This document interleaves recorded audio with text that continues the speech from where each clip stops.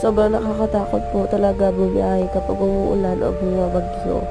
Plus, 2 times a day po ako bumabiyahe from Iloilo to Guimaras. Sa Iloilo po ako nag-aaral at sa Guimaras din po ako nakatira.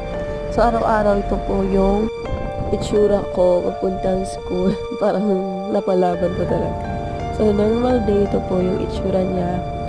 At nakikita niyo po yun po yung sinasakyan namin. Tinatawag po namin yung fiber. Makadepende naman po yung oras ng biyahe. Depende po sa masasakyan nyo if mabilis or mabagal. Sobrang nakakapagod po talaga yung biyahe. But hindi lang po ako gumagawa nito. A lot of students na nag-aaral din po sa Iloilo, workers, employees, or vendors na sa Iloilo pa talaga bumibili ng mga paninda nila. So, ayan, if you like this video, please follow and subscribe.